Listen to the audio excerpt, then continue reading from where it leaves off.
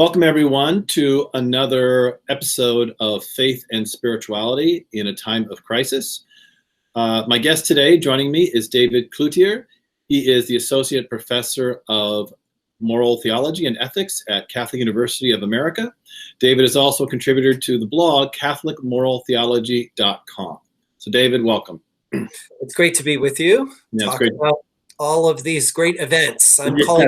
I'm calling it the Great Disruption. The Great Disruption. Oh, good. That's nice. I'll start using that in my future conversations.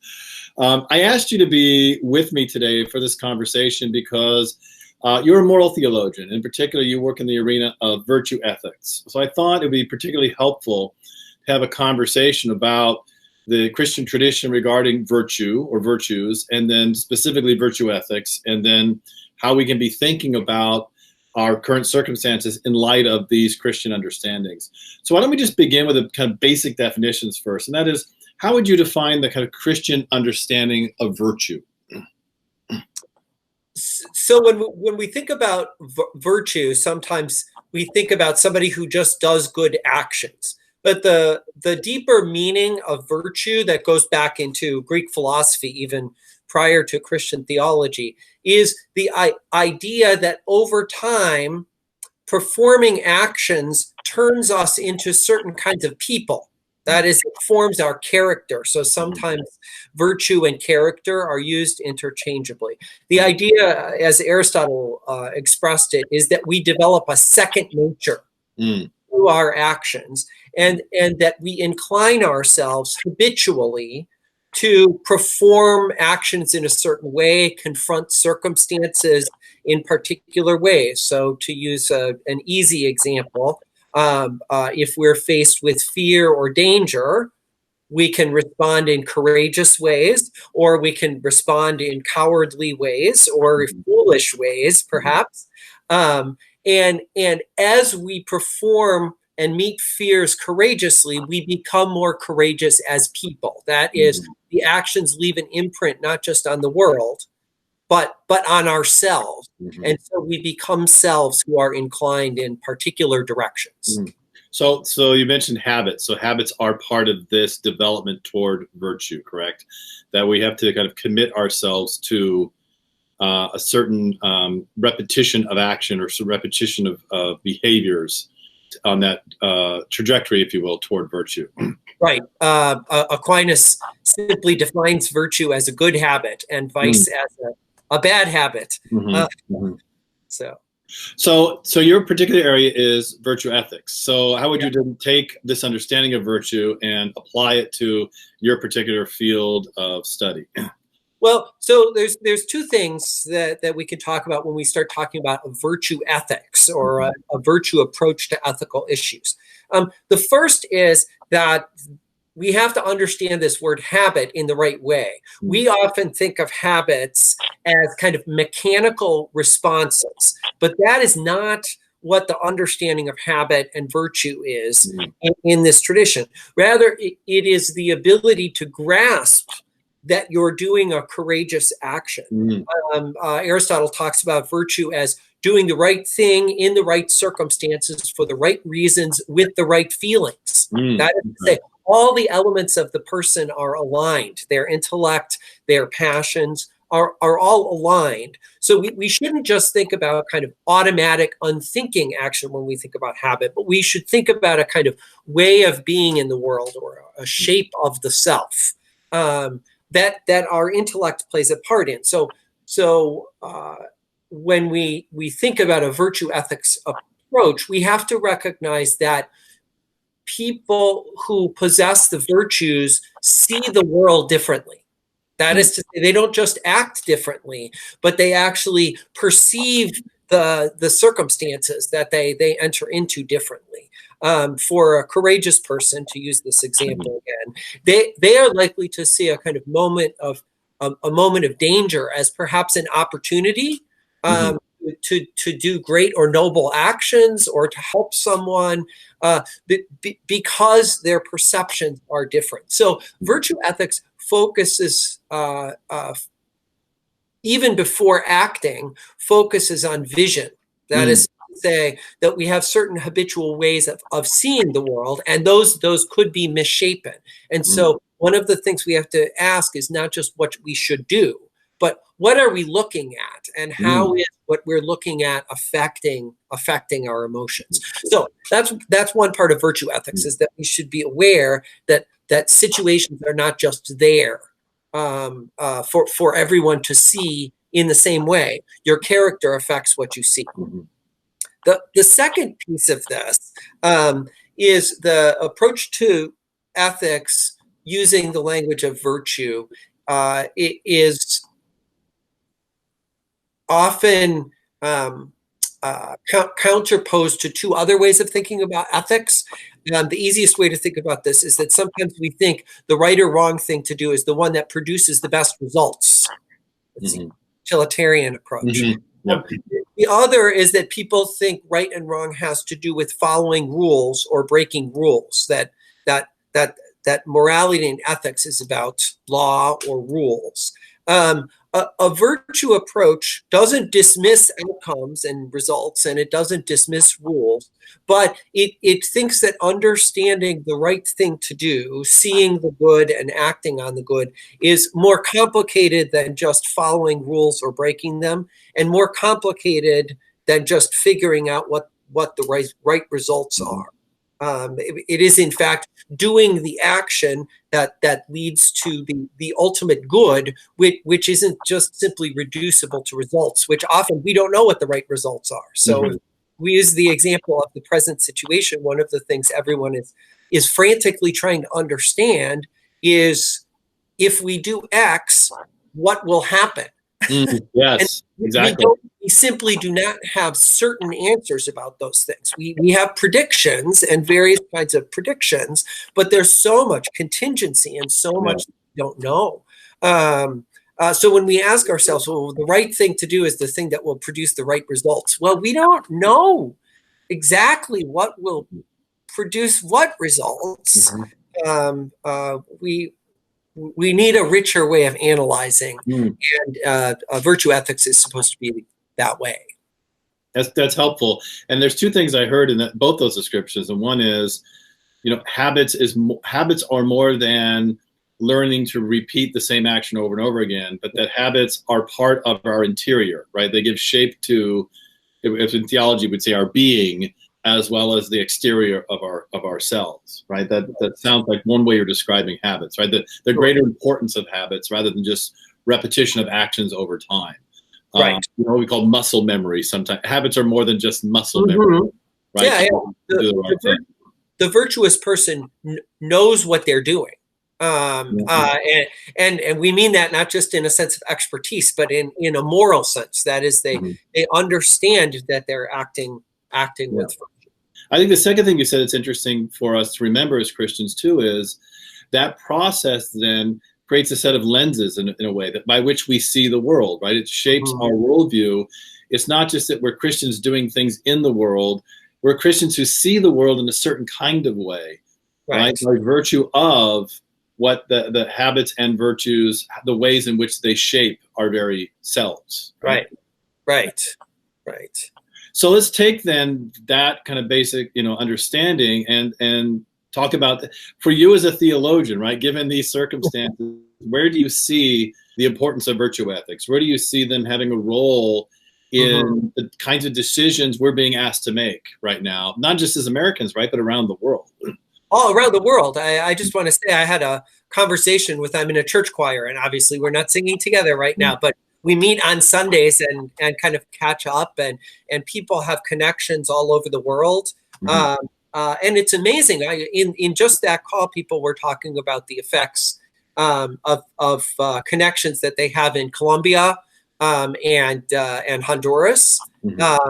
And so it's just the scope of this is incredible. So how do we apply the lens of virtue? Well, I think one of the challenges of this situation that I've found is that it's unlike anything else that I've experienced. We're having a collective experience that is so different from anything that almost anyone alive now has experienced. Part of it is that it's so collective, but it has all sorts of strange elements. So, I think as the kind of shutdowns were starting, I think people started thinking, hey, this is like a snow day or a blizzard or a hurricane comes through. I was in the South for graduate school, and of course, it's not like that at all. It's beautiful outside today in Washington, D.C., and nothing is stopping me from going out, and the electricity and the water are not going out, and nobody anticipates that. So it has all sorts of dimensions that are hard to grasp. And possessing virtue is supposed to make it easier for us to change those lenses or vary those lenses to recognize, again, we're not just acting on autopilot or making a kind of bad immediate comparison with other situations. So there are many dimensions here, but let me highlight two that I think are helpful to start with. One is, I think we tend to think about health in an individual sense in our society. That is, we think about keeping ourselves healthy, and we think that we will take certain actions to keep ourselves healthy, and other people may take different actions and may not be as healthy, but they're making those choices. I'm making my choices, and we'll just stay apart and make our own choices. Well, one of the things that we I think have recognized now is that health is a collective good. Health is something that we only achieve collectively in a certain way, and that the health system in particular is something that is not just available to individuals. Most Americans, at least insured Americans, take it for granted. If I get sick, there will be health care for me. It's just there, right? The same way toilet paper is at the grocery store. It's just there for me when I need it. And of course, the real edge to this crisis is the recognition that dawned on people that we could have too many very sick people and just simply not have the health resources to treat all of these very sick people at the same time. And so essentially what we're engaging in is a kind of enormous rationing in this society. We're trying to ration health resources and produce more of them so that when, as is probably inevitable, various people get sick because of the virus that's going around, that the capacity of the system can handle all of them. But notice, in order for that to happen, we all have to take action. It's not there, and people look out for themselves. So that's a matter of seeing health in a different kind of way and recognizing that health is something that is collective and not just individual, that we have to think as a group and not just think individually. A second element, the core virtue in Aristotle and Aquinas, insofar as we're talking about Aquinas before he incorporates the Christian tradition, is prudence.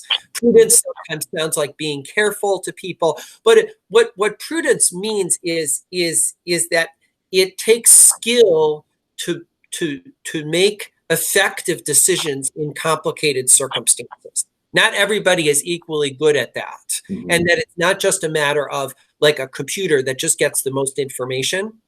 It's not having all the information. It's actually sizing up the information in the right way, making the right comparisons, thinking about trade-offs in the right way. Once we are shut down for a while, we don't know how long, but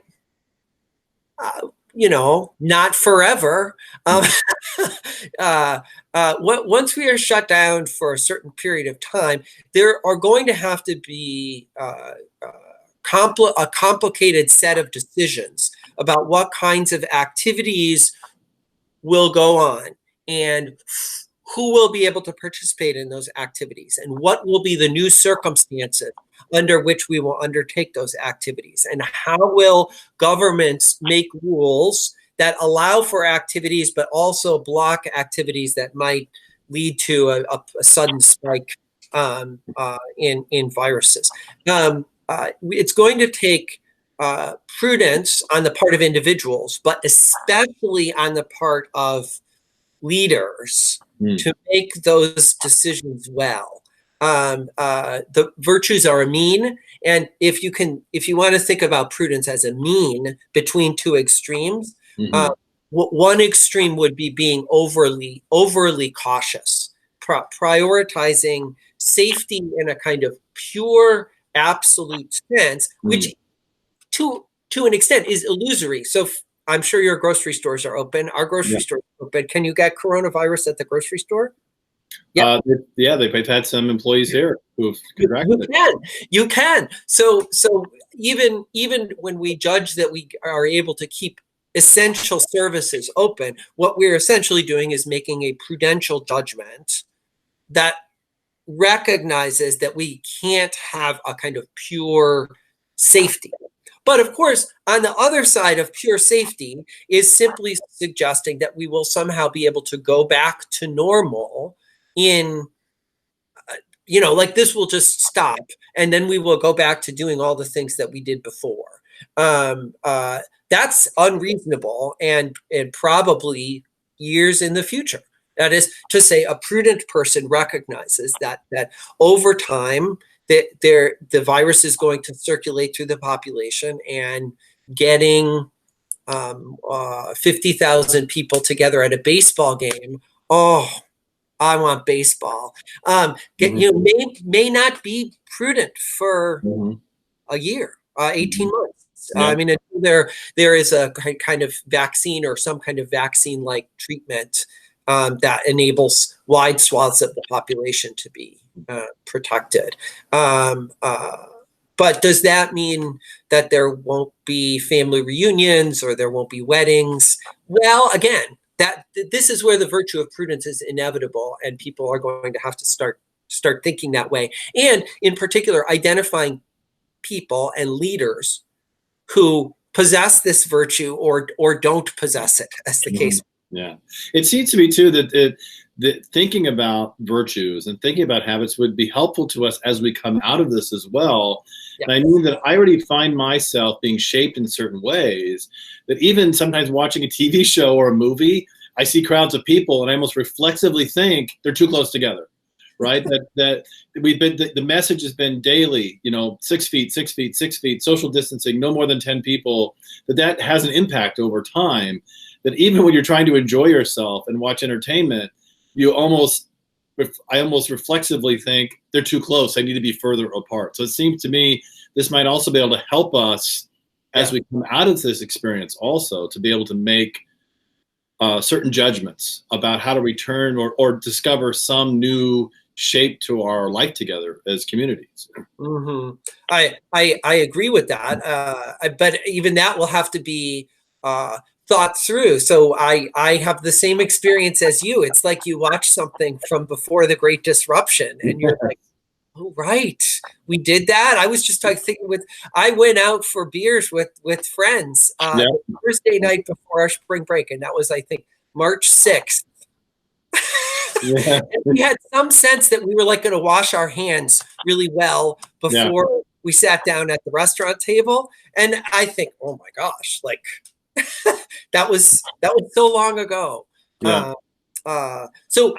we are going to also have to adjust. I mean, the flip side of this is that I don't know what your experience has been, but I'm in a fairly dense part of Washington, D.C. And one of the downsides of social distancing is that you view other people suspiciously. I mean, almost habitually. Yes. I move away from other people and I look carefully to see if they're going to cough when I'm going past them on the sidewalk. And I mean, these habits change us very quickly when we persistently practice them, which many of us are doing, right? Absolutely. Yeah. And we're we have, fairly low population density here. Portland has the highest in the state, but even then you can get away really quickly to local places and on trails. But even then, with few people, it's still the same thing. it's still seeing people coming and moving out of the way, right? Right. And making sure you're a safe distance out of the way, off the trail, to let people go by, to be courteous, but still trying to ensure that you're a safe distance away from them, Sure. even if they pass through you. Sure. It seems to me too, there's an opportunity here. I've been thinking about, you mentioned your choir getting together. And for me, I had friends of 30 years going back to college. And so the last 2 weeks we've gathered for Mass online all over the country with the priest who was the campus minister at the college we all attended. Wow. 20 plus of us gathering together from all over the country. And in some ways it's reconnected some of us who hadn't communicated with each other in quite a while, just life circumstances. So it seems to me also there are opportunities here with regard to practicing virtues. And one of them in particular is many of us find ourselves at home, trying to work from home with kids, with that dimension and the education, or what we're trying to do with education. I'm not speaking just in terms of scheduling, but actually thinking about the dynamics of relationships and how this might afford us an opportunity to be thinking about the own habits that inform our relationships with each other as families and communities, and how we might use this as an opportunity to reflect on those. I agree. I mean, this is a great time for reflection, because most of us are disrupted in our routines and taking on new tasks, and in a sense have to reflect. At least if we're not just annoyed by the disruption of it all. And that's probably the advantage of it going on for a while, is that you get tired of being annoyed and you just realize, okay, I'm going to have to make the best of this in a way, or figure out how to do the kinds of things you just mentioned with Mass. Connect with people who are further away that you were out of the habit of connecting with. We certainly have had. I have been booking Zoom and Hangouts much more regularly, simply because everyone's doing it, and there's a desire to do that. So these things can also shape us, and I think virtue ethics just keeps trying to pull us back to thinking about the big picture, and what are we doing to ourselves? What kind of person are we making ourselves into, and how will we be better people when we do return to something more like normal? Well, I think that's a great place to end our conversation. So, David, again, I want to thank you very much for your time. I appreciate it. Very helpful description of the virtues, but also how we can be reflectively thinking about them given the circumstance, the great disruption that we find ourselves in, and the opportunities that might come from that. So thank you again for taking your time to spend with us today. Well, thank you so much. It's a hopeful conversation, and I just want to put in a word for the theological virtue of hope at the end of this. If there's anything that should get us all through, it's the recognition of hope that the gospel gives us. Absolutely. Thank you very much. That's a great note to end on, and I wish you the best of luck finishing your classes out from the semester and your life there in DC. So take care and all the best. All right. You too. Thanks so much.